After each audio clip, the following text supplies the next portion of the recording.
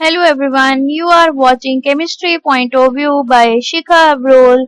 Welcome back to my YouTube channel.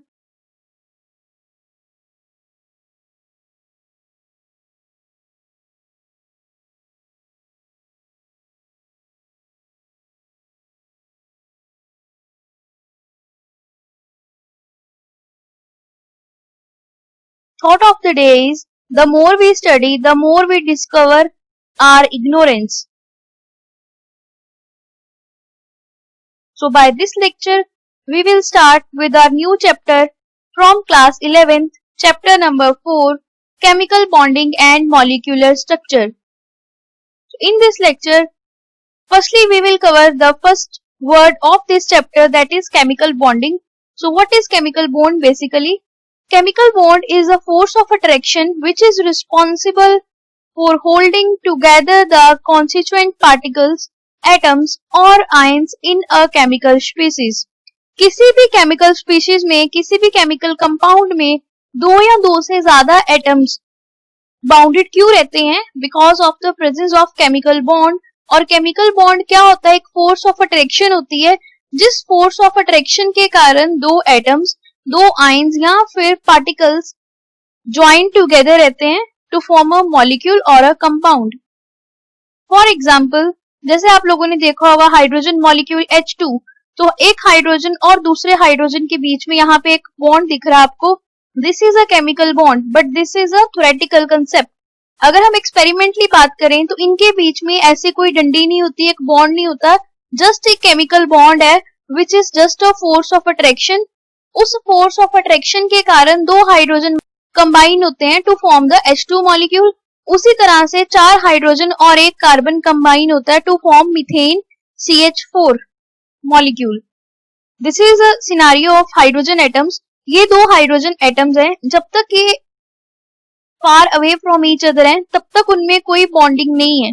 जैसे यहाँ पे आपको कोई बॉन्ड नहीं दिख रहा, but the moment they come closer, एक पर्टिकुलर डिस्टेंस पे आके जब वो एक दूसरे के फोर्स को फील करते हैं, एक दूसरे के इलेक्ट्रॉन की पावर को फील करते हैं, उस टाइम पे उनके बीच में एक बॉन्ड बनता है विच is the chemical bond which is just a force of attraction between two atoms of hydrogen to form a H2 molecule. This is a simplified example and definition of chemical bond.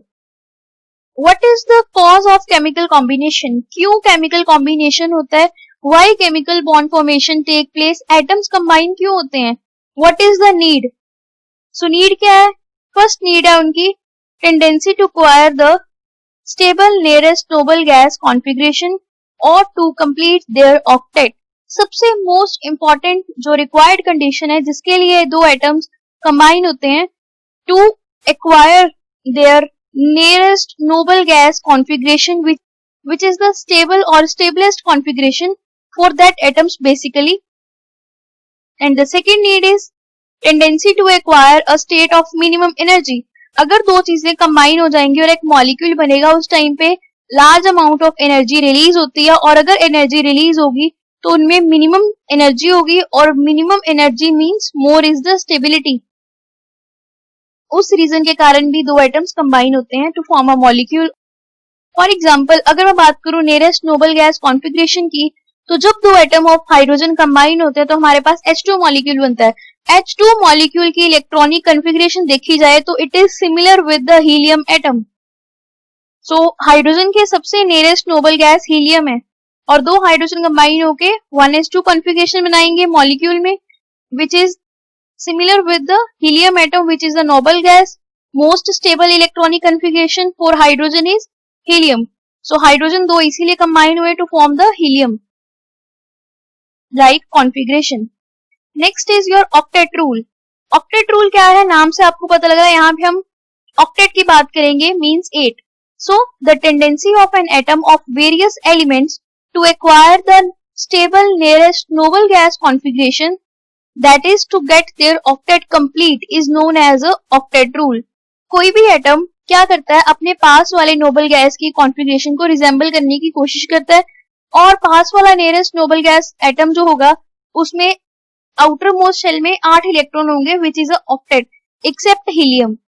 So this is octet rule. For example, sodium loses one electron to get the nearest noble gas configuration of neon. That is, sodium lose one electron form Na positive. Similarly, chlorine gain one electron to form Cl negative. So यहाँ पे आपने ये देखा कि एक atom cation भी बना सकता है नोबल गैस बनने के लिए to resemble the configuration with the noble gas, और एक एटम नोबल गैस कॉन्फ़िगरेशन को अटेन करने के लिए एनाइन भी बन सकता है. डिपेंड करता है नियरेस्ट नोबल गैस स्टेट उसके पास कौन सी है. So by losing an electron sodium resembles with 1s2 2s2 2p6 configuration which is of neon, and by gaining one electron chlorine resembles with the configuration of 1s2 2s2 2p6 3s2 3p6 configuration which is of argon. And this is the scenario we have 1s2 2s2 2p6 3s1 configuration for a sodium, and after removal of this one electron it resembles with 1s2 2s2 2p6. Similar for chlorine, we have 3p5 outermost, and after gain of electron it will become 3p6. तो outermost में यहाँ पे भी 6 electrons आ रहे हैं and यहाँ पे भी 6 electrons है. So nearest noble gas for sodium is neon with 10 electrons. It resembles its configuration, and to attain it sodium have to lose one electron. Similarly, chlorine gain one electron to achieve the configuration of argon. Now the next topic is Lewis dot structures. According to Lewis, the valence electrons are shown as a dots around the symbols. These are the symbols which you have studied in your lower classes also. In your 10th class, if you are from CBSE board, then the chapter number 3rd, metal and non-metal, वहां पे आपने पढ़ा था Lewis symbol के बारे में. And if you are from ICSE, then again you have a chapter 2nd I guess chemical bonding, उसमें आपने पढ़ा है. तो लुईस डॉट सिंबल्स होते क्या थे? वैलेंस इलेक्ट्रॉन्स को डॉट की फॉर्म में शो करना. सबसे सिंपलेस्ट एग्जांपल है हाइड्रोजन की. हाइड्रोजन के लिए वैलेंस इलेक्ट्रॉन होता है 1, तो उसका लुईस डॉट सिंबल होगा H के ऊपर एक डॉट. अगर हम बात करें अदर एलिमेंट्स की, फॉर एग्जांपल सोडियम के लिए, तो सोडियम के लिए आपने पहले कॉन्फ़िगरेशन लिखनी है which will be 1s2 2s2 2p6 3s1. Valence shell क्या हो गई? Outermost shell, this will be 3s1. For fluorine it will be 2. So इनके जब स्ट्रक्चर्स बनाएंगे हम लुईस डॉट सिंबल्स, तो इट विल बी हाइड्रोजन के लिए 1 डॉट आएगा एंड सोडियम के लिए भी 1 डॉट आएगा. जब हम बात करेंगे क्लोरीन की या फिर फ्लोरीन की या फिर कार्बन की, तो फ्लोरीन के केस में हमारे पास, कार्बन के केस में 4 इलेक्ट्रॉन है वैलेंस, तो हमने यहाँ पे 4 डॉट्स बनाए और यहाँ पे हमने 7 डॉट्स बनाए. एक चीज का ध्यान रखना है, डॉट्स हमेशा सिमेट्रिकली अरेंज करने हैं, एक ही जगह पे सारे इकट्ठे नहीं कर देने हैं. Then next will aluminium. Aluminium के लिए आपने क्या किया? 3 डॉट्स बनाए क्योंकि हमारे पास 3 वैलेंस इलेक्ट्रॉन्स है. वैलेंस इलेक्ट्रॉन्स फाइंड करने के लिए सबसे इजी वे है, सबसे पहले आपको इलेक्ट्रॉनिक कन्फिग्रेशन आनी चाहिए. If still you don't know how to write electronic configuration, I suggest you, ऊपर लिंक आ रहा होगा, वो जरूर सुनिए, आपको इजीली पता लग जाएगा कॉन्फ़िगरेशन कैसे फिलिंग करनी है इलेक्ट्रॉन्स की. उसके बाद आपको देखना है n number. Outermost shell में n नंबर देखना है. यहाँ पे आउटर मोस्ट शेल में n नंबर 3 है, तो 3 में 1 इलेक्ट्रॉन, तो वैलेंस इलेक्ट्रॉन 1 आया. यहाँ पे फ्लोरीन के केस में आप देखोगे बहुत से बच्चे गलती करते हैं, 2p5 लिखते हैं तो 5 इलेक्ट्रॉन लिखते हैं फ्लोरीन में, बट हमारे पास वैलेंस शेल देखनी है, हमें वैलेंस ऑर्बिट देखना है.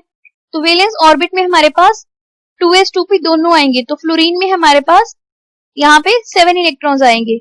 यही चीज एल्यूमिनियम में की है, गलती से आप लोग 1 इलेक्ट्रॉन मत ड्रॉ करना. मैं आपको एक एग्जांपल दे देती हूँ. जैसे हमने क्वांटम नंबर पढ़े थे, तो अगर ये हमारे पास न्यूक्लियस है सेंटर में, इसके सराउंडिंग में एक शेल है, first shell, this is your second shell, और थर्ड शेल बनेगी इसके सराउंडिंग में. यहाँ पे आपके पास N1 होता है, यहाँ पे N2 होगा, और इस शेल में होगा N3. तो जब आप फिलिंग करोगे इलेक्ट्रॉन्स की, हाइड्रोजन के केस में तो फर्स्ट शेल फिल होगी, दिस शेल, पर सोडियम के केस में आप जब इलेक्ट्रॉन फिल करोगे तो लास्ट इलेक्ट्रॉन आएगा थर्ड शेल में. फ्लोरीन के केस में लास्ट इलेक्ट्रॉन आएगा सेकंड शेल में. तो आप देख सकते हो सेकंड शेल में 7 इलेक्ट्रॉन्स है. बस इसी चीज का ध्यान रखना है. सेम विद कार्बन, कार्बन में भी सेकंड शेल फिल होगी.